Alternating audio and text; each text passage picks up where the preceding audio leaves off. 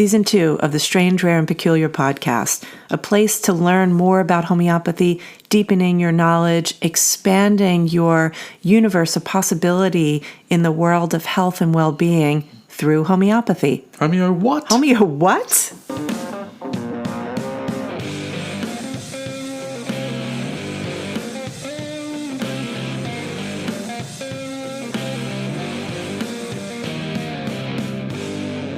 Hello, Denise Straiges. I am so excited to have this conversation. For those of you who might be listening later, my name is Lise Battaglia. I'm a homeopath and at one time radio host. And like everybody else in the homeopathic community, I have fallen in love with Denise for all the amazing things that she's doing for us, with us, guiding us, leading us. And something happened that made me think, I've got to talk to her about this. I need to have a conversation with her. And I felt like I was sitting on the sidelines watching something unfold that I wish I had seen when I was a homeopathic student. So I wanted to sort of grab this opportunity. And for those who are listening later or now, well, for later, because we're recording privately, I didn't have the conversation before now because I wanted you guys to be able to listen in, because I feel like Denise is going to come up with some great stuff that we'll never get again if we don't record it. So this is lovely. Thank you so much. You're very welcome. I met you. Okay, so we're recording this conversation that I've been wanting to have since March of 2023. Yeah. And now it's just July 26, 2023. So not too bad for a busy woman, right? To fit me in the schedule. Not too bad. And Denise, you are in your gorgeous, bucolic Philadelphia Garden of Eden. And I'm in my very modest, hardwood floored. Very good. Yes. Very important. My hardwood floor, New York City apartment. So you've got direct sunlight, and I've got something coming through the air shaft. But that kind of, that sort of speaks to the idea too, because I met you on Zoom. Yeah. We met on Zoom at some meeting when everyone was scrambling to try to make homeopathic education still available, even though we had the lockdown. That was quite some time ago. That was, I feel like maybe we met even before the lockdown. No? If we did, it was like, oh, hi, nice to meet you. But we never had a chance to connect or have a conversation. No, during the lockdown, you and I kind of, it's the craziest thing. We started comparing our kitchen gear. Oh, that's right. Yeah, we did. Oh my God, I have the same exact thing in my house. Oh my God. Italian women, that's how it goes. Yeah. And it was so funny because we had the same kitchen gear, which to me just proved that we were really good shoppers. Yeah. Because that's what happens now, right? And that's kind of, and I'm allowing for this conversation to evolve this way because it's sort of part and parcel. Everybody is an island unto themselves, and what connects us, but the choices that we make independent of each other, that we get to share and say, oh, wow, you're the same person I am. Oh, wow, you have the same mentality I have. Oh, wow, you get what I get. So, I mean, it's how weird is that, right? We're finding connectivity through consumer behavior. I mean, oh my God, are we part of the world that we live in? Wow. Anyway, thank you, Facebook and Google, for your algorithms that connect us. Right.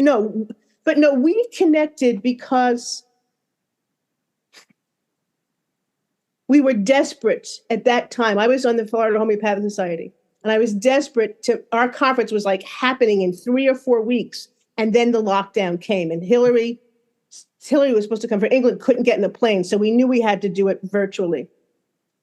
And then we're all scrambling around to get the JHC up that year too. So it was really a friendship built based on necessity and desperation, that how do we maintain connections? How do we maintain our ethics of who we are, right? Yeah. Okay, so let's talk a little bit about that. How does that, I'm doing all the talking, I apologize, because I'm so excited, and I want the world to see what I see when I talk to you. I apologize for the qualifications. You wrote, I found out in March of 2023 that you had finished your dissertation. I finished in March of 2023. Yep. And when I met you, I learned that you were writing your dissertation. So I've been on the edge of my seat all this time. And what I want to know, I love your website. You said Denise is fiercely committed to raising the bar in academic and clinical training for all homeopaths. Yeah. Where does research fit into that? Why is research so important? I mean, where doesn't it fit in, right? It's, one of the things that happens in homeopathy is we talk to ourselves a lot. We love homeopathy. We get excited and we talk about it to people who believe in the same thing. I mean, it's kind of like where we started. You and I have, the same microplane, and next thing you know, we're friends. But in reality, with homeopathy, it's, we have these relationships that cross every cultural line you could imagine. I mean, one way to look at it is in a typical classroom at the Academy of Homeopathy Education, we're online. We've been fully online since 2016. Yeah, since 2016. Just as more context, we started out as an experiment to do blended, both in person and virtual learning, and everybody started to just tune in from their home classroom because the technology was good. That was when Zoom was first becoming a stable enough platform, and people had accessibility to stable enough Wi-Fi to participate. Anyway, so which meant that we could grow our community some, which meant that we were able to access more diversity we were able to see more diversity in the people who wanted to study homeopathy, because before, for us, because we were located in New York City, we really only had people who either lived in, could travel to, or would move to New York City. I mean, and with the expense involved in that, it was kind of limiting. And so then all of a sudden, our classroom becomes this multicultural experience, right? That unified us. It's like amazing when you have in any given classroom, something so far beyond kind of what we lovingly refer to as our hairy hippie days in homeopathy, right? And maybe you and I were on the edge of that, right? But now I used to call it homeotourism. Yeah. You want to have a class in Capri? Sure, I'll go to Capri. Let's go. Let's go. Yeah, exactly. Right. So now people are coming from all these different backgrounds, and one of the reasons that we all get along and can cross these cultural boundaries. An example might be we've got someone who is an Orthodox Jewish person in Israel and someone who is Muslim in Palestine in the same classroom. I mean, right? With someone who, is a homeschool conservative Christian who is sitting alongside someone who's pagan. I mean, it's like, that really brings you kind of the gamut, and then fill in the cracks with everything in between. But it's the commonality that really binds us. Okay, well, that's fine because we all love homeopathy and we've already had our conversion moment and we're here. But what do we do to the rest of the world to say this is a valid form of medicine, the second most widely used medicine in the world today? And what there are a couple of things that have inspired me over the years, and they're quite separate. One of them is about alchemy. I was trying to think, how do I say this without sort of going too deep too fast? But one of them has to do with alchemy and the origins of homeopathy, and the other one is about clinical research. And I want to start with the clinical research actually, because when I began studying homeopathy, I didn't think I ever wanted to practice. I actually didn't think someone who wasn't a licensed medical professional could or should practice homeopathy. Go figure. I was interested in research, and my background was as a writer. So I was thinking, well, this is a form of medicine that I use and that I love. Never home prescribed before I became a homeopath. Never, which is so different than now, right? What a different. Had you been to a homeopath before you became a homeopath? Yes. Okay, good. Yeah.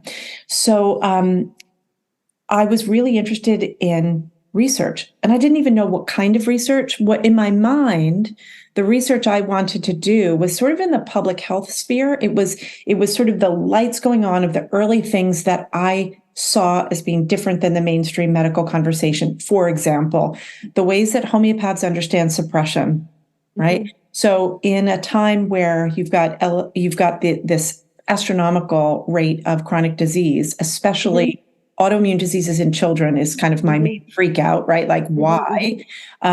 How do we understand that? Well, some of the questions that homeopaths immediately come to have to do with suppression, medical suppression, the lack of expression of acute diseases result, therefore the body doesn't learn what it needs to learn in order to be able to deal with chronic issues down the road. Okay, so that was sort of where my interest lay in the early days. And then I start studying homeopathy, and I did a little bit of school hopping.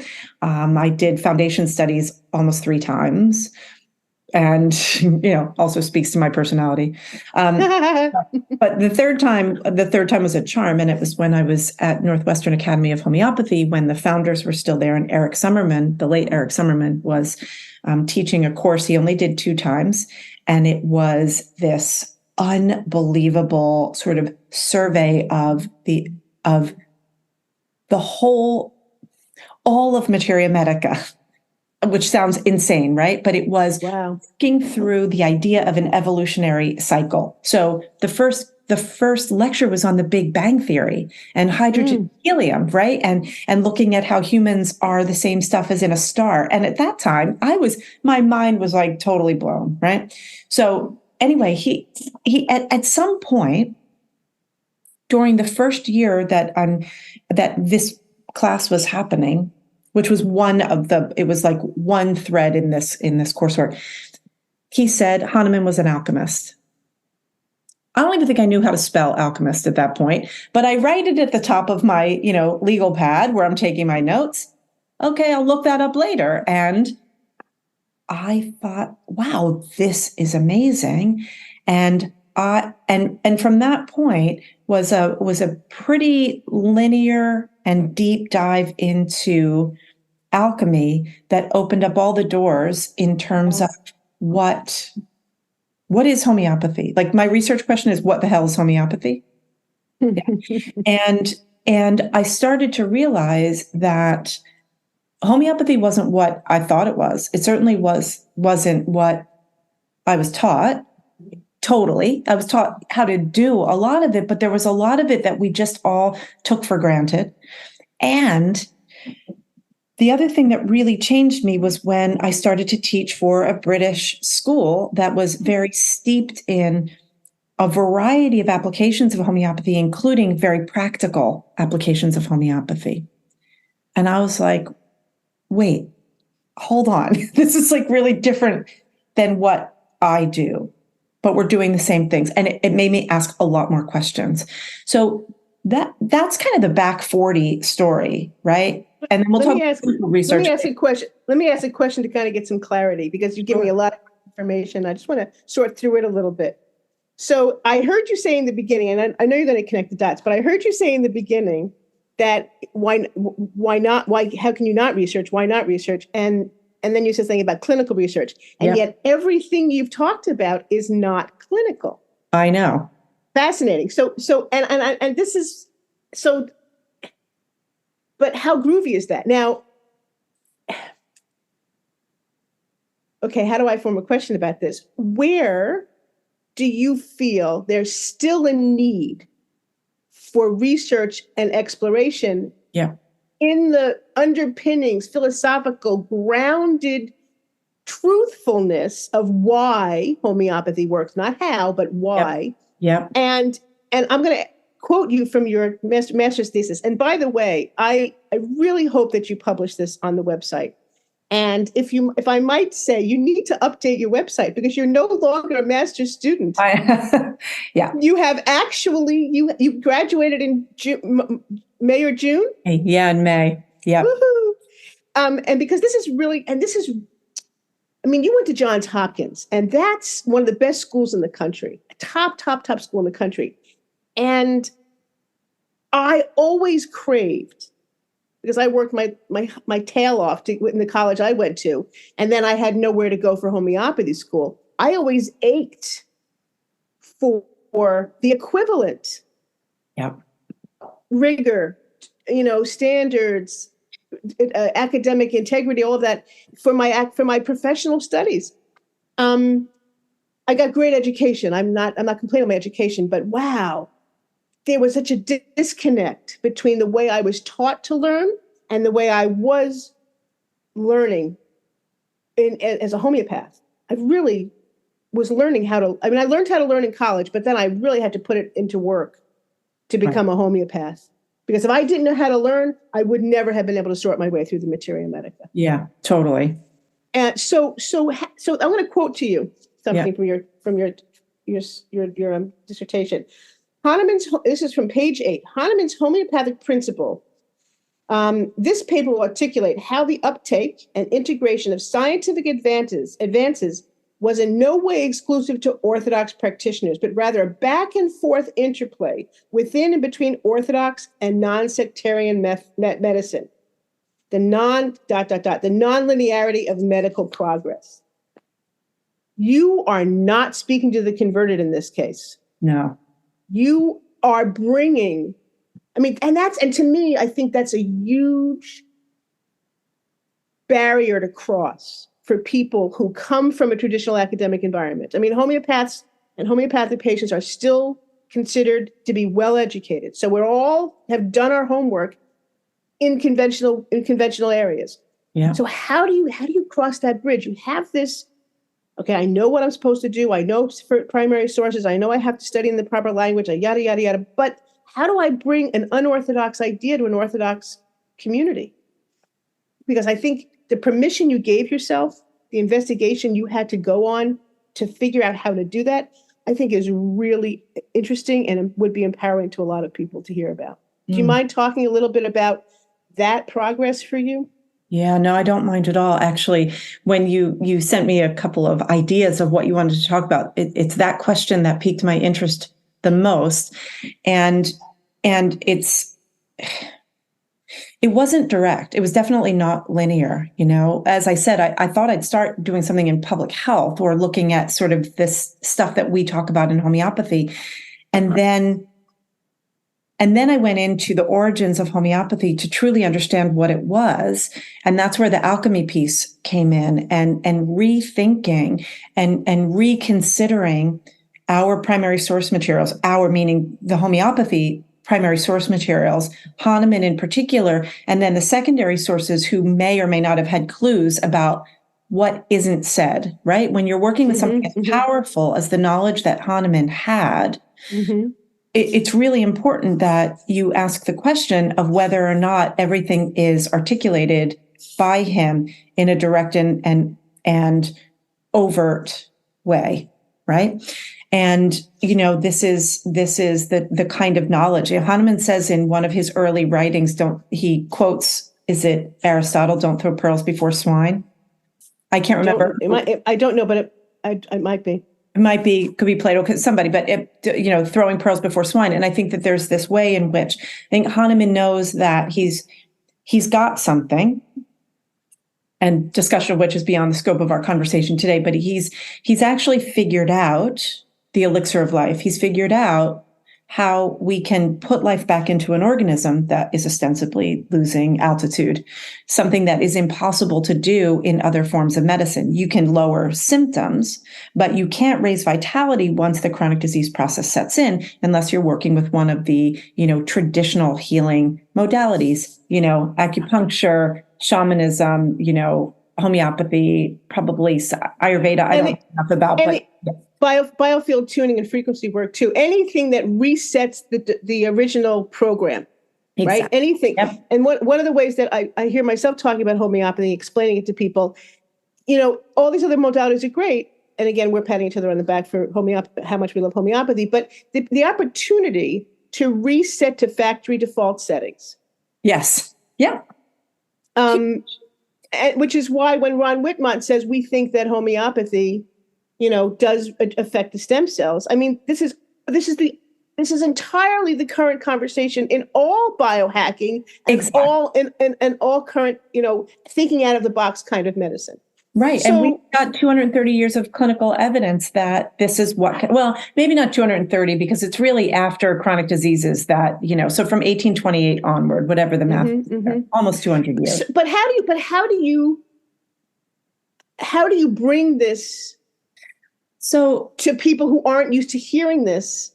It's got to be broken down into different things, right? It's different messaging for different audiences. So, well, let's talk about the academic. Let's talk about the research academies that are, because I think it's one of the amazing contributions you're making. You're teaching us how to be taken seriously.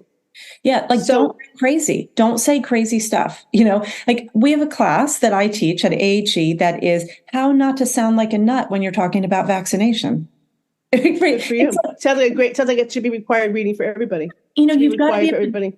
Right. We have to deconstruct a topic and not create divisiveness. We've got to be able to deal with people's fears, with people's, already the biases that they've already bought into, and the confirmation bias that's going to be inherent in any of these, challenging arguments. So the different audiences. So in the academic world, there are two tracks that I'm going down. So one of them, where I started, which was the alchemy research, I realized, and actually what gave me permission to feel legitimate was that there are plenty of high-level academic programs that are looking into the validation of alchemy. Columbia University, for example, they've got a project called the Making and Knowing Project that is recreating various recipes that were alchemical and artistic in nature from, all different ancient periods. How I got to Johns Hopkins was that there are two scholars that I follow, one who's from Johns Hopkins and one who's from Indiana, and they've worked together on a number of projects around the history of alchemy, and they are both historians and chemists, and they are reproducing ancient recipes to show that alchemists were not crazies just making gold for the sake of making gold, but rather that it was empirical science. They were, there was reproducibility in the experimentation. Anyway, because of the studies back into the what the hell is homeopathy and trying to figure out where Hahnemann's influences came from, that plopped me down on the doorstep of these two gentlemen. And I wound up at Johns Hopkins in the history of medicine because I couldn't, for various reasons, couldn't get in the history of science. So legitimately, their academic research opened the door for you to walk in. Totally. There is a movement now to not just listen to the loudest voices. And Hopkins they're really good about that. They've got, Hopkins had some of the best information about the pandemic.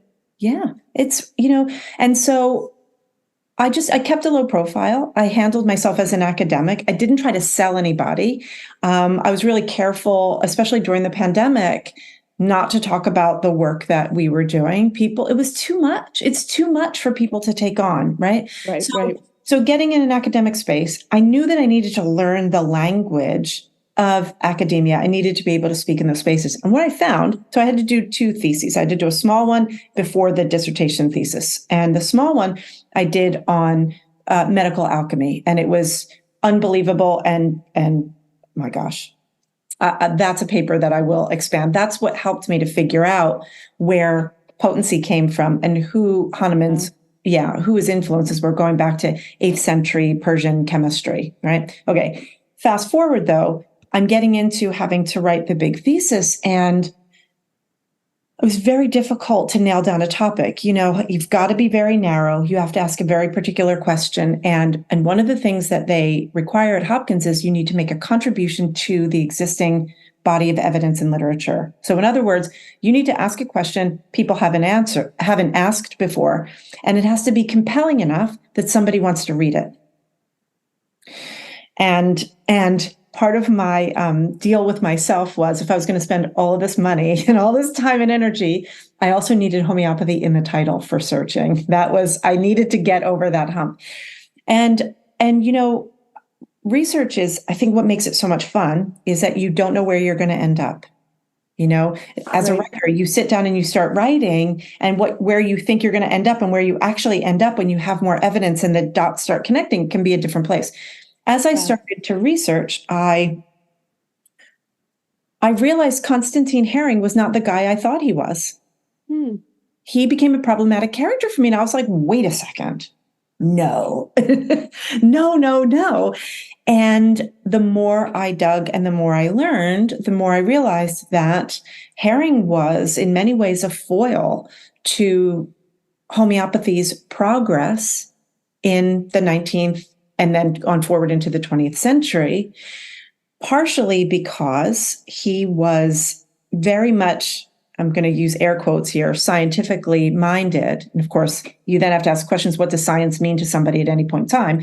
But he was basically a reductionistic thinker. He was very much involved in how do we break down things into their smallest possible form.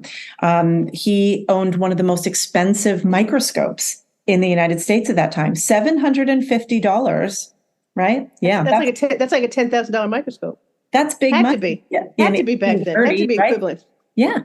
And so I realized that the fact that Herring was very much interested in biomedicine and his research and his discoveries overlapped with and indeed preceded the same or similar discoveries in the Orthodox world, it was a no-brainer. It was like, wow, this is a way to show, and this is the sort of the non-linear evolution. Exactly. It's bridge that you found. Yeah. And so what I let me ask a question. Sure. I mean, the title of your I wrote it down. The title of your paper is Contingent Evolution, Homeopathy in 19th Century Biomedicine. What do you mean by biomedicine? Basically, I don't think people necessarily separate medicine from any other kind of medicine. Yeah. So Hahnemann is born at a really interesting time because he's at the edge of the old type of medicine, Hippocratic medicine, the 4 elements being in balance, right? When a person is in harmony. The humors. Exactly.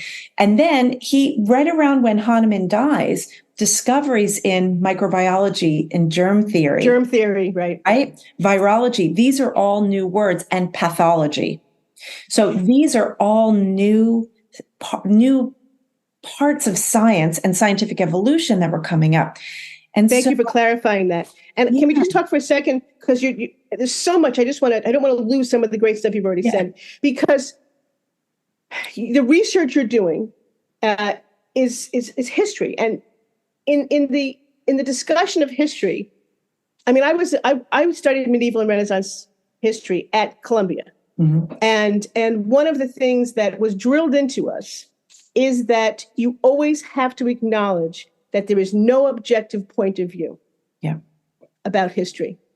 And then you start to learn that things happen in different parts of the world contemporaneous to each other. So then you add this other dimension of there's like ideas that are popping up in the zeitgeist of the period, or that there's a feeling about what's going on. Yeah. So there is no idea that stems its own progeny that winds up in one location. Everybody's breeding ideas at the same time that on some collective level are adding to the quote unquote knowledge. You got it. And some of the other things that you brought up that are really interesting, and I think this is valuable for us to know, because some people that come to homeopathy don't have a strong academic background. Right. But I want to encourage them, and I'm grateful for the way that you're doing it. We have to diffuse the idea that only certain kinds of people can do this research. Totally. You and I have these heavy-duty names, letters after our names with these great schools, but these are not the only people that are doing research. Right. And homeopaths need to be encouraged to ask the questions that Johns Hopkins requires that other people want to read about. That's right. I would love to know how Johns Hopkins told you, oh yeah, people want to read about that. You can go with that. Or were you completely taking a chance? Like, this is, how do you choose a topic? Oh, I totally took a chance. Are you kidding? Okay. You had this, the gauntlet was thrown down. You've got to write something that people want to read about. How do you get your head around that? What do you do when you try to face that question? Because that's a big question. Is it worth my heart, blood, and soul to self-publish because no one's trying to get publishers anymore, and because that's a whole nother world of vulnerability. But so talk us through that process a little bit, if you would. Well, yeah, in the academic environment, there are all these things, because you've got, who are the supervisors who can actually help you along. Well, I have a topic that sits outside of all the supervision. So nobody knows how to help you. That, people know the period, right? So I could get somebody who could help me in the period, but also, the department chair switched over during my tenure. So I spent 4 full years at Johns Hopkins, and the first department chair, who was to be my thesis advisor, she said, "Don't be that person." And in other words, hitching my wagon to homeopathy. Right. I was like, I'm a little tooth for that, sister. I am that person. I've been that person. It's a little late for me to be anybody else. Tricks are played. And so through luck and good fortune, I had another advisor who was quite happy for me to be the person that I am. And I think being a mature student, which, by the way, is over 45 for funding. Over 45 is considered too mature to get money, whatever, in case anybody's wondering. But as a mature student, I said, look, I think it's important for me to pursue this because I'm a subject matter expert. And this is something that has not been documented in contemporary history. And if Johns Hopkins is committed to hearing the voices that are not on, that aren't the main voices, right? History is written by the winners, the so-called winners, then everybody else needs to have their say. And so we're starting to see a trend in historiography, which is the written history, starting to see trends where you're hearing, subjugated voices. You're hearing, the stories of women and their experiences in the healthcare system, going back to enslaved people and what were their experience in, the medical experiences, what kinds of experiments were posed. So looking at things through that lens. Same thing with, global and world medicine, looking at it from not just looking at, sort of how the British Empire imposed their ideas, but what did it mean for people whose cultures were usurped? Right, all these things. So if the loss of all our traditional medicines, and the loss of the plants that are lost every day because they want to patent the genetic codes of a plant and a twig. No, I get it. Played that card. So John Hopkins they had to respond to that. Well, I played you called them out on what their purpose was supposed to be. Gently, very nice. Yes. In a very meek tone. But I still, it was really tough to find the topic. You always want to do something so big, and then you realize when you start researching, I have thousands of pages of research. You've got to hone it. And it was when I realized, it was one of those moments where you just go, oh, this is the thread. And I'd always been interested in Constantine Herring because he lived right here, right near us. And all of his stuff lives 3 miles from my house. So when I realized that in 1830, Herring had isolated and made medicinal use of, or began the process of making medicinal use out of rabies, what we know as, Lycinum, the rabies Lycinum. Sorinum or Sorine, so from scabies, right? And Anthraxinum. And because I've studied medical history, I was like, wait a second, going back through, Cook didn't do that until, 1860, 1880. So I realized that here was evidence, and I had primary source materials, evidence showing that homeopaths were adopting, and they would both adopt and take up new information prior to when the mainstream or orthodox medical folks did. So that was enough to say, I'm not trying to say homeopathy works. I'm not trying to sell you on a concept. I'm certainly not. And I footnoted this in my paper. I'm not trying to prove to you what works. And I left out Kent and the spiritualization of homeopathy. Cut a narrow slice and said, look, science is evolving during this time. It was a time of rapid evolution in science, and homeopaths were a part of that scientific evolution. And there was a give and take. Homeopaths picked up information from the allopaths, and the allopaths picked up information from the homeopaths. So that was the thread that I followed. And then, of course, I had to look at who's written about this and how, what were the other viewpoints, right, that were written. And I found that there were a few objective perspectives about homeopathy, but it was nobody had really written it from an insider, like no homeopath who could look at the nuances and look at some of the things that were written in the Orthodox historiography about homeopathy and say, this isn't right. So I also had to go to who the experts were in the medical, on the medical history side and say, with all due respect, this is not actually what happened, and then go to our primary source materials and be able to show them. So, for example, one of the things that homeopaths were actually accused of was in the middle of the 19th century or the late 19th century, practicing giving like a recipe. So if you've got a cough, there would be a remedy for a cough. There would be, a remedy for a disease, pathological prescribing.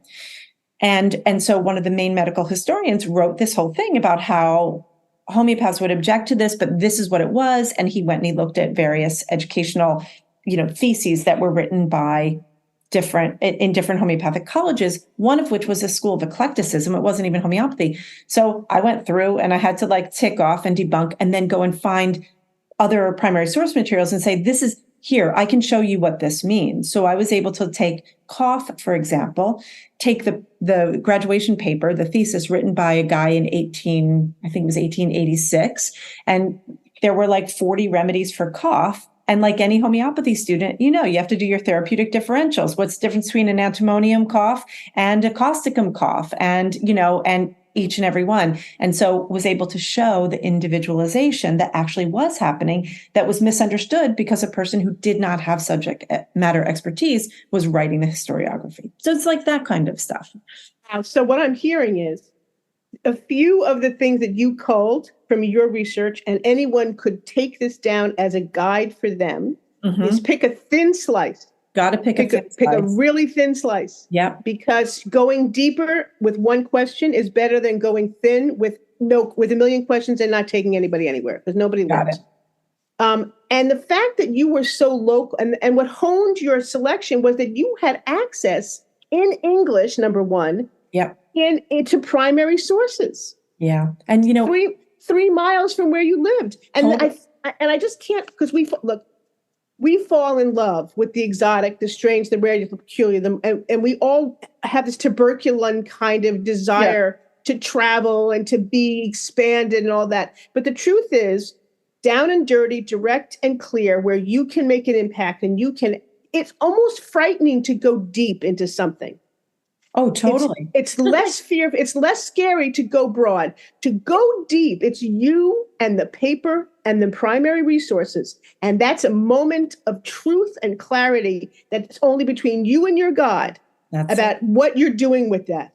So that's, and I want to encourage everyone to don't be afraid to be really precise. Don't be afraid to go for the thin slice and use resources that you can manage. Yeah. When I was studying medieval and Renaissance, I did a thesis, believe it or not, on an alchemist in the Italian Renaissance. And I had to learn Italian, French, and German to do my job. Yeah. So, and I had I could read all of them, but I had some Latin, but the Latin he was using was medieval Latin. That's a whole nother world of conversation. Was it Marcello Ficino by any chance? Well, Ficino was this guy's teacher. I was Giovanni Pico della Mirandola. Oh my gosh. Okay, now we're going to have a conversation after this. Oration on the Dignity of Man is the roadmap for the current discussion about ascension. Anyway. Yeah.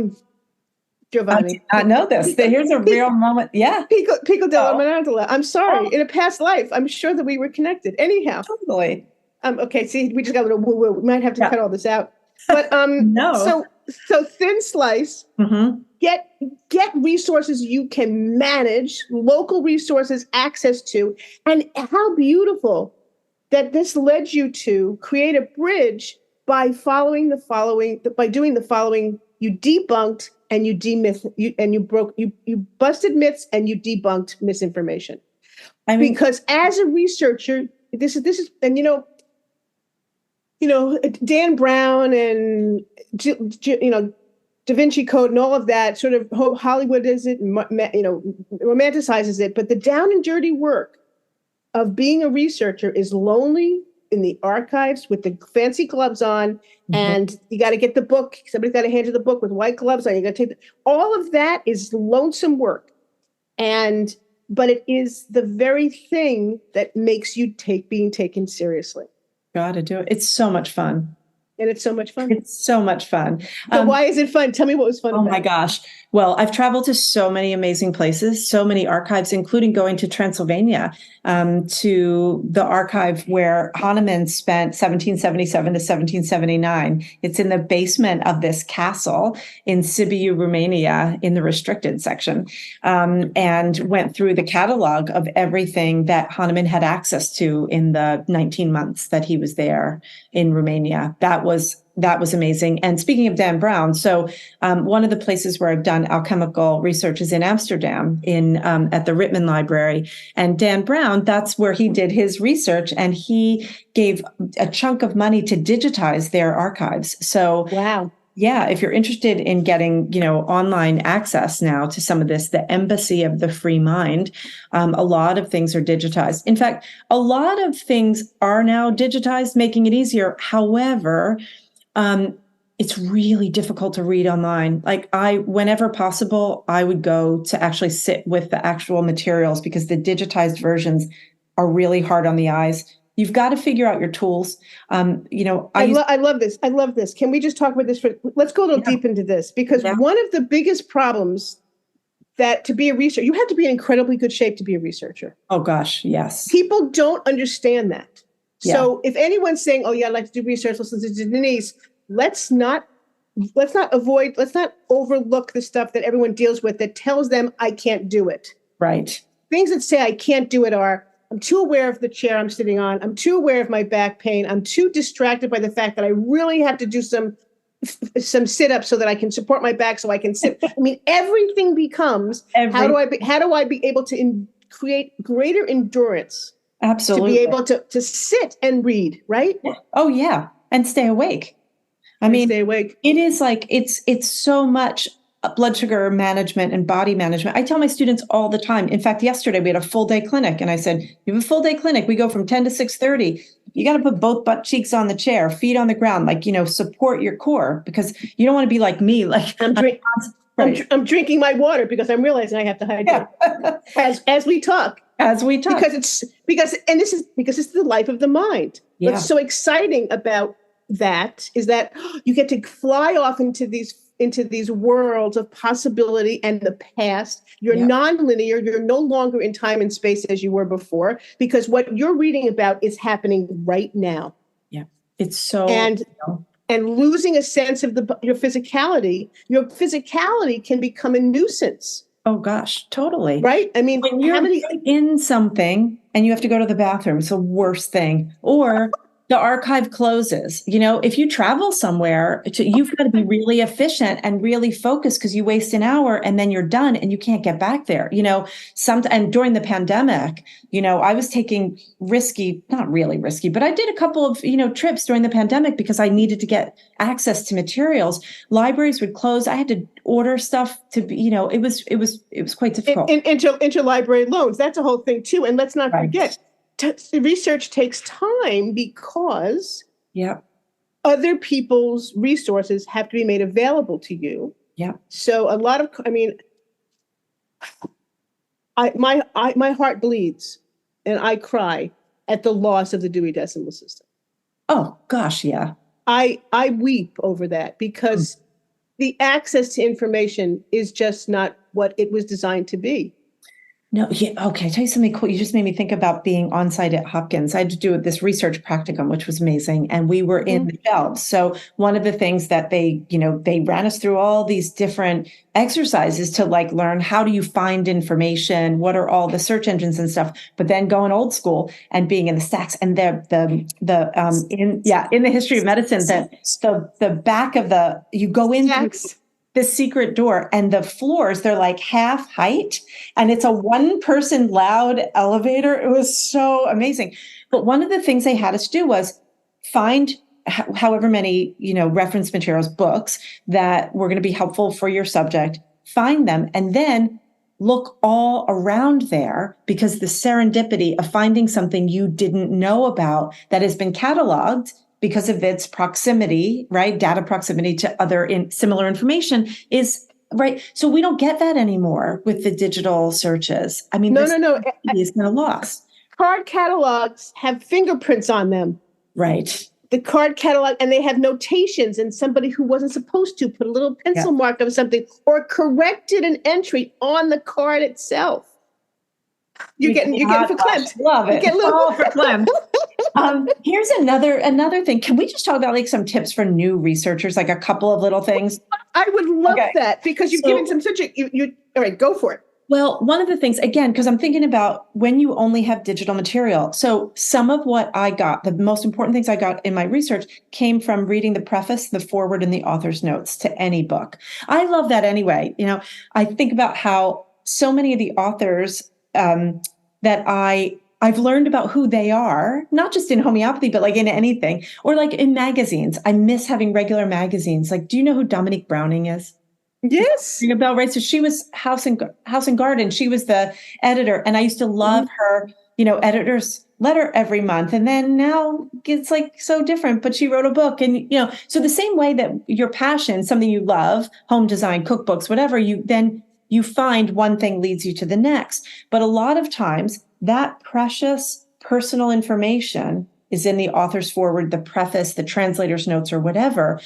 And that was really helpful. One of the key anchor points in my thesis had to do with understanding Herring's thinking. And it came from now it's been a minute, the intro to the second edition of Chronic Diseases. It's either the second or the third. No, I tell a total lie. It was the Organon. It was third edition of the Organon. And Herring wrote an introduction in which he talks about, oh, yeah, I'm a disciple of Hahnemann, and yeah, he's the best, da, da, da. However, he would agree that don't take everything just because it's written down. It has to be proven out through experience. Wow. So, it really spoke to the fact that, yes, he was a disciple to Hahnemann, but first he was a disciple to empiricism. And empiricism, that was the word, right? Yeah. And so it turned the entire argument. So make sure to read, anything that you can that's not just the text of the book, but learn who's writing it. And in homeopathy, they're all different people who have translated the Organon, and they all have different skill sets and different, depth of translation. So that's something that's super important. Another thing is tools. So now we've got technology, and if you want to make the most of research time, invest in an iPad. I have my big iPad with Hahnemann and Melanie stickers on it. But the camera in an iPad is great, and the large format, you can take photos of everything, and then you can blow it up, especially if you're looking at, little cramped handwriting from whatever century. And my God, true, so true. You got to make sure you can find it again and reference it. And so I had a couple of moments where I just made a mistake rushing in an archive and didn't have a reference, didn't have the reference, and it took me hours to find it again. So another thing is, find a note-taking system. If you're in an archive, make sure you have a card that you write exactly what you're photographing, if you're photographing it, or in your notes what you're doing, so that you can do that referencing. One of the things that I would do is I would photograph the document, and then I would photograph the copy of the source again, the source material again. So you would do almost for even if you're copying one book, you just copy the page, and then you go back to the book title. So you have to do the first page. So you can do a citation. Yeah, citation is very important. So that's what really contributes to our legitimacy in terms of being perceived as being academically rigorous. And while we're on the topic of citations, like obviously we've got to do our citations, but the citations and the references are where you can get deeper knowledge. So if you find a couple of authors that you like, especially in secondary source materials, find someone who's an expert in the topic that you like, then look at all of their footnotes and all of their references. And that's going to take you to get to the primary sources to learn more about the information. Because they're your mentor. They're your mentor. Because their opinion matters. Yeah. Because they've already sorted through the materials, and they're in their way, they're being a teacher. But again, we can't be overly reliant on, you still have to form your own opinion by going back to primary sources. Yeah. And which is why your topic was so brilliant, because so much of what you studied in was in English. So much of it. And we're lucky in homeopathy. So much of it is in English, right? And especially because homeopathy education took place here in America. Right. You asked earlier about research. There are two threads that I want to connect. One is about helping students to research, and then the other is clinical research, right? Because we're talking about audiences. So if we start with clinical research, and then we could talk about the education part. So, in speaking to different audiences, it's like we have to cover as much territory as we can. So like talking to ourselves, educating homeopaths better about what it actually is that we do, because if we do it well, we get better results, more consistency, and more cohesion in the community. Because if everybody's doing their own brand of homeopathy, you're not necessarily doing homeopathy. You're using substances in potency according to God knows what philosophy. So we could do a better job if we know more. All right. All right. Then the second thing is if the historical data is incorrect and we can add homeopathy into it in a non-biased way, then we might as well, because at least we can help the next generation by being appropriately represented in history. Okay, good. But one of the most important things for us is we know we can help people. We know this. And while I love the mechanism of action people, I don't know what they're talking about half the time. I'm not a physicist.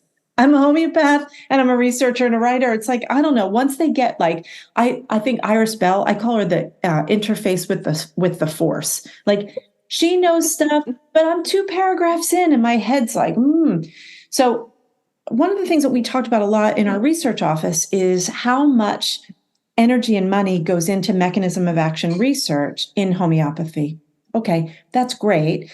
But at the end of the day, if we can influence accessibility by showing that what we do works and that we can do it in an inexpensive way, people are going to start to listen, because the healthcare system, I'm not going to go as far as to say it's broken, but there are cracks. There are some cracks.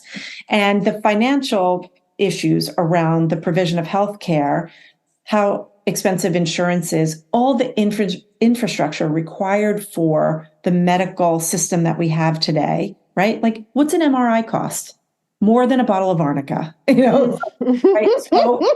So we know that with homeopathy, it's human capital, right? It's how well are people trained to do it. And then we've got to work within the system, but the system needs to work with us. We need to take what's best within the medical system and use homeopathy to solve the problems that the contemporary system can't solve. So how do we do that? We show outcomes, right? There you go.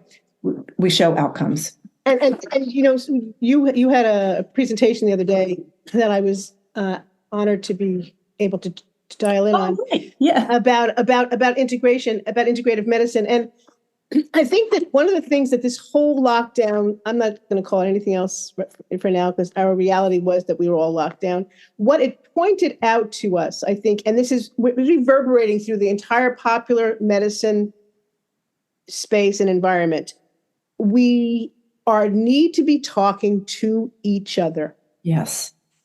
Yes. And the data you're talking about, the outcomes-based data, and the research you're talking about in this academic environment is 2 of the ways that we speak to each other. Totally. Because what I think what I'm so excited about what you're doing is you are showing in so many ways of your work. I mean, you are who you are is totally who you are in everything that you do. There's no question that your MO reverberates in every choice that you make, because even in the clinical research you're doing with the foundation that you're doing and the incredible work you did during the pandemic, all of this stuff has the same, even though you're doing it in these 2 different ways, it has the same outcome. I need to be understood. What I'm doing, and what I know about, I need you to get. I need you to understand it. So I am willing, Denise, is willing to learn how to speak a different language to do that. Yeah. And that way, but yeah, it's true. Yeah. And once we can, and it's not scary, right? It's not scary. It's not that scary. It can be learned, right? Yes. If I could do it, anybody could do it, because I can't hide. So tell me, take me back. What's your education before homeopathy? You said you were a writer. Yeah, but I went writer, to but business school. I went to business school in the 80s in New York okay. City. Yeah. I mean, MBA corporate takeovers. That's all the that's guys were the thing. talking about. Exactly. Big shoulder pads, the whole shebang. And Did you work did you work in big business? marketing. Yeah. Yeah. Marketing. And like, I realized it's really easy to make money and it doesn't do anything for me. I spent 2 summers in the Hamptons and I was like, yep, not for me. Not for me. I moved to Vermont and I like lived in it wasn't totally off the grid, but I just totally was like, I can't do this. And I decided actually at that point, after maybe, I don't know how many years in the corporate world, not that many. I moved to Vermont when I was just about 27. Oh, wow. Yeah, but I was young. I started school young and graduated college when I was like 23, 22, Okay. something. I was young. Anyway, so I had maybe 5 years or something. And I decided that I wanted to get a PhD in clinical psych research. And because hang on a second. Now, because this is important. Yeah. There are two kinds of sciences. There's the social sciences, and there's the physical sciences. Yeah. And if you come to a moment in your graduate work where you need to go more physical science, but you only have a social science background, you made a mistake. You should always gather your physical science credits as you go so that you can pivot. I mean, if I wanted to become I was thinking about becoming a psychologist because it's sort of the next best thing. But really, all my credits were anthropology so I would had to go back and do all the biochemistry and everything else. So don't lose the opportunity because what you're doing now, even though your master's degree was social science, the work you do is physical science. And you weren't educated necessarily in that vein. Did you ever go back to school and take science classes, so to speak? I did. So I had to take all the chemistries. This is please bring this to our attention because this is what happens. Yeah. And, and when you look at what homeopaths were doing up until, the sort of dark days of homeopathy, and then the rise of the, what was then called the lay and now professional homeopaths were doctors. They went to medical school. They did autopsies. They did postmortem, analyses and evaluations. They were, the only difference was that they were prescribing homeopathic remedies and doing minimally invasive procedures and relying on Hahnemann's ideals around regimen, right? Mm-hmm. So food and everything. So, so when I went to do this PhD and I was really super excited, I wanted to understand how the mind and the body work together. Now, this was in 1992, 93. And you were going to go to college for that? No, this was a PhD program. Where? In clinical psych research. This was at the University of Vermont. The groovy UV, yeah. Did they have enough curriculum for you to satisfy your desires and needs? No. So, and of course I didn't know this. I was, as a child, like I was so naive, But we both are from the same generation that, you go to school. School is part of the path to information that provides with you a foundation for you to be able to do your best work. Yeah. Everything's changed now. Totally. So, I mean, we still believe in education. Now, education now is changing. It's coming in different forms. Yeah. So the block that you came was you expected the school to satisfy your curiosity. Am I correct? Well, I would say it's actually a little bit different in that I had a question that I wanted to ask, and I didn't understand that the program I was to attend wouldn't allow me to get to that place. And I met a woman who was a psychologist, and she said, and her grandfather was a homeopath who studied with Kent, right? Oh my God. And the first thing about homeopathy, that's when I learned about homeopathy, was in 1992, 3, around that time.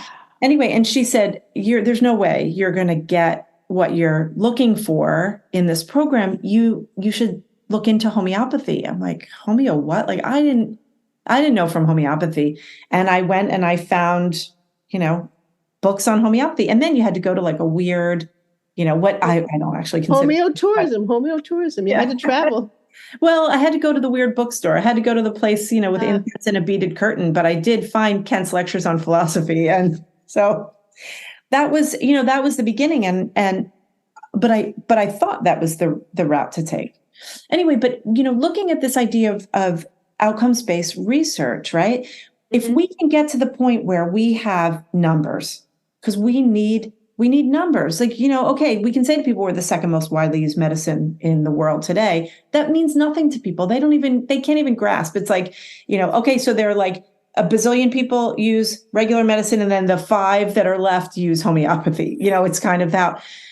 So what we're doing with AHE in conjunction with Home Foundation and then the research office is we decided from the very beginning that every single case that we see will have an outcomes-based measurement tool attached to it. And we use tools that have been vetted so that we can publish in peer-reviewed publications. And the idea is that we're going to see a lot of cases. So, for example, our acute care line, HHN, we've seen over 4,000 cases since we started in 2020, March of 2020. Oh my God. Yeah. In our chronic care scheme, all of the supervision, one-on-one supervision is built into our program. So we have our teaching clinic, we have the student supervision, and then we have all of the folks that are getting referrals, like people from our community that are picking up the extra clients through HHN. The requirement is, if you're approved to be a part of this, you can take this case, but we need your data. You need to do, all we ask in return is that we get your outcomes measurement. And so now that we've worked out all the kinks and we've got this great system, we've got a PGRN, a practitioner generated research network. So we're piloting it now and creating coding frames so that we can have data collection. So everybody in their own practice, you do it how you do it, but there's a certain amount of it that comes for research, obviously double de-identified so that it's, appropriate for human science research, blah, blah, blah. But making it really easy so everybody in the community can participate on some level. That's when I think we're going to make a difference, I mean, I'm holding my breath listening to you get that out.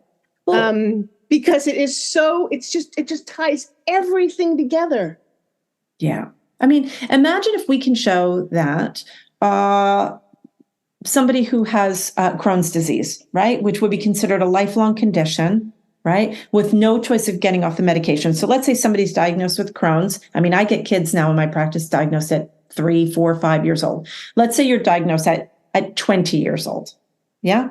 And you live to be 80. That's 60 years of anticipated medication. Agony.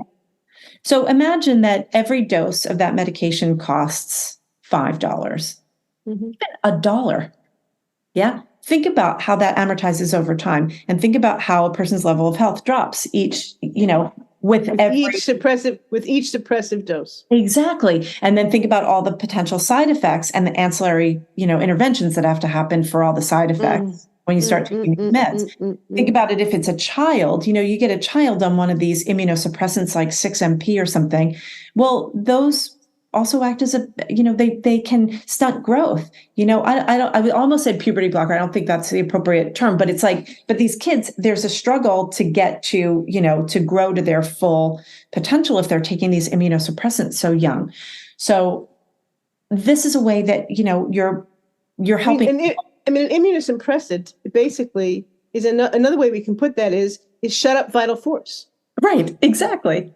Yeah. So if you spend your whole life yelling at the vital force to shut up, how can you be healthy? You can't be healthy. You can't. Okay. So think about that. If we tried to say that to somebody in the Muggle world, they'd be like, vital what? But if we say it costs $600,000 only in medication, anticipated cost of medication for a person diagnosed when they're 20, who has a life expectancy until they're 60, let's say, and a homeopath for $600 total can help get that person to a higher level of health. And let's say for $5,000 is going to have them, let's say a course of treatment over, however much time they're with a homeopath. We're talking a hugely different conversation. So our goal is to have our research speak for us in a way that says we can solve problems safely and effectively and inexpensively. We're not trying to do the research that's predictive, that says pulsatilla for this condition, this for that condition. What we're saying is homeopaths can solve these problems in a way that can actually take the strain off an already struggling medical system. And we can show you how. Now, I know that introducing homeopathy is going to try to bring some of that to the fore, too. And that's really, we're excited about that happening in the film. So that conversation, I believe, is going to be brought forth into a more public domain, which would be wonderful. Would be amazing. A few things that occur to me. Your background as a business student, did it give you a sense of comfort with these kind of statistical models? I think so, because there are times when I'm like, how did I wind up doing that? I mean, I know how I wound up, going to business school, and it always just felt like this strange aberration. But those skills have been helpful, in running a homeopathy school was not something I ever thought. I inherited it. You'll actually appreciate this, Lise. I say it's like I caught a hot potato, and because of all the hot curlers I used in the 80s for my disco hair, I have no feeling in my fingers. I forgot to let go and throw it to somebody else. So it's a disc-related problem. That's what it comes down to. So, you've got to be nimble. Homeopathy schools don't make a lot of money. We're working off the backs of people who love homeopathy. People are working for like $25 an hour, $30 an hour. That's people who are highly skilled, and they're basically giving away their time for a nominal reimbursement as a way to. Well, also because people come to us at the end of the road. Yes. They've exhausted all of their resources. I see addicts all the time, and I'm the last person on the list. Yeah. And I'm the one that's supposed to be able to get them to the finish line, and they've got the least amount of money available for that. Right. And that, but we can be a little grouchy, or we can just whatever. It's that we're there's a way in which, because you were asking about the business experience, is that you've got to make really smart and strategic business decisions to be able to survive in a very razor thin margin industry. And running a not-for-profit is, getting people to believe in what you do so that they will donate money that helps to support it. So what we've been able to do is just create an environment where we can help people get cheap education. I mean, at AG, it costs less than $5 an hour for what you get. I mean, amazing. And people will, because they know that it's coming from a good place, then they care, and then they give back. So like students are working on the helpline, they're helping out with so many things. It's just like a family where everybody has to help do the dishes. It's sort of that environment. And that is a consequence of your and Al's integrity and the enthusiasm that you impart in the students that work for you. You're creating the bridge to be taken seriously in the larger context of smart people talking about smart ideas, right? Yeah. That's the thing that's going to pull us out of the charity realm into, you want to take care of yourself, you want to spend money on what's going to take care of you, and this is how you do it. And I find I was a personal chef for a long time, and I find at various moments in your life, you raise your prices so that the right people catch your attention. You catch the attention of the people that would dismiss you if you didn't charge enough. Well, I think that's happening with homeopaths. I think so too. Living. I mean, I raised my family in New York City, being a homeopath and a teacher of homeopathy. I totally get it. Yeah. It's, in the education realm, I think we're a little bit behind in that. I think it'll take a little bit. I think no, I should say it a different way. It's the efficiency that allows us to do it. Because as you were saying, when you raise the bar, it's like we've got to attract the people who are looking for us. Yeah. And can do the work. I'm really proud of some parts of the curriculum because we teach research. We teach all the basics of research in the curriculum. And we also have students participating in research. So they're doing outcomes-based research as soon as they take a case. Like I was running the acute clinic today, and we had cases where at the end, the students say, we're going to rank your 2 top symptoms, a scale of 0 to 6. How's your overall well-being? And then we're going to track those same symptoms over the course of their care. Is that a standalone class that you're offering that already in business homeopaths could learn how to do this? Yeah, we're going to offer it to the larger community. We really need that. We really need that. Yeah, and I'm wondering if the accreditation organizations, National CCH, could start to require that as part of their CEU requirements every year, that we start submitting our work with this standard of reportage. Could you imagine? Home is Yes, I can imagine. I just did, and I would love to see it happen. We are sponsoring a research track at the Joint American Homeopathy Conference this year, and it's 4 sessions. It's a whole day on the Saturday, and it's a way to just get everybody engaged. There's going to be poster presentations, so research posters at the conference this year. We're really trying to cultivate, a community that is excited about research. We have little buttons that we give away at the conference, and we wanted to do one that said "Research is sexy," but Al said no. No, but it is. We all have stories about the stacks during college, don't you? The smell of the books. It's and the tight little corridors, and no one's there. Libraries are very sexy places. Have you seen the film? Oh my God, Umberto Eco's film. No, it's a new just talking about it. It's at the Film Forum. Come into Manhattan. Let's go watch. I've already seen it once. 35,000 books this man had. And some of the sexiest, most beautiful libraries in the world that got his collection. I mean, there's one scene. This is folks, this is really research geek stuff. There's one scene of one of his grandchildren roller skating through his apartment in Bologna. Oh, through the bookshelves. I can't. Crazy. 35,000 volumes. And there's a whole bit of this film that talks about this Kirchner, who's this guy in the Middle Ages or early Renaissance, writing stuff. It's essentially made up, but the way he presents it, it's so authoritative that it was considered the truth. So, I mean, get your head around that. Get your head around the idea that since the beginning of time, we've been dealing with, if it's written, is it really true? So if it's going to be written down, it better be true. Mm-hmm. And how do we show that it is? I love that.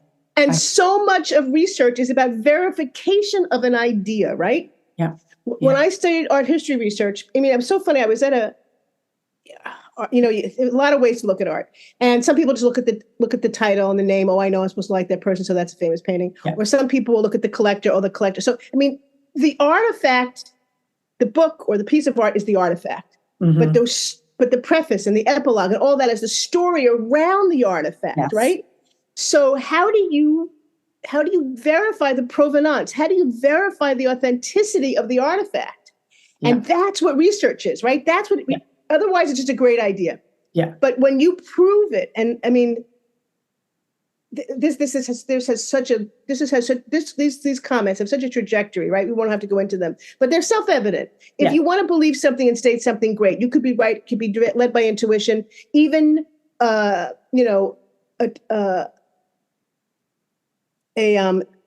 these provings that aren't clinical provings, but they're just sort of an idea. Even Bach would go into the forest and trees with a problem, mm-hmm. and then pick up a plant, put it on his tongue, and he felt better. So that's not clinical research. It is clinical research, experiential research, but it comes from an intuitive place. And but none of these things are actually separate, because great thinkers have a couch in their library, in their office, because they have to doze once in a while. And Einstein had to gaze into the fire to understand the theory of relativity. So the interplay of intuition, inspiration, and verification, this is the dance we do, right? It's totally the dance we do. And it goes back to, with alchemy, one of the things about getting the ideas, because there's so much divine inspiration that comes, in order to sort of be worthy to receive the bigger ideas or the information that's so important. It's said that the person needs to be kind of pure of spirit and not trying to do something just for personal gain or for fame or for money or for whatever the case may be. And, it's interesting because Hahnemann wrote that in the beginning of chronic diseases. I could have saved this for my own wealth and personal gain, but this came from the creator and I'm putting this out there for the benefit of mankind. So, in a way, we've come full circle, haven't we, to where we started with this. Well, that's good. That's always a good sign. Yeah. This has been an incredibly informative conversation. I'm so excited to be able to geek out with you. I'm a huge fan. You inspire me, and I'm jealous for all the times I chose not to write that I wish I had. And I'm really happy for you, and I'm really excited about. We're so lucky to have you. This we're so lucky to have you, and I'm just really jazzed that we had a chance to have this conversation. I'm really touched. Thank you. It's really lovely. I feel just really fortunate to get to do this work. It's a dream come true. Never a dull moment being a homeopath. Nope. Yeah. God bless you. Thank you so much. And let's share this. Let's share the talk and see if people want to hear what you have to say. Send that to John Hopkins. Say, see, I got 1 million hugs. They want to hear what I have to say. All right. Mwah. Mwah. Ciao, Bella. Thank you so much. Thank you. Bye-bye. Thank you. Yeah. Bye-bye. AHE is changing the face of homeopathy education by raising the bar through rigorous academics and unparalleled clinical training delivered live through the soulful use of cutting-edge technology. AHE prepares its students to become fully rounded homeopathic practitioners from anywhere in the world.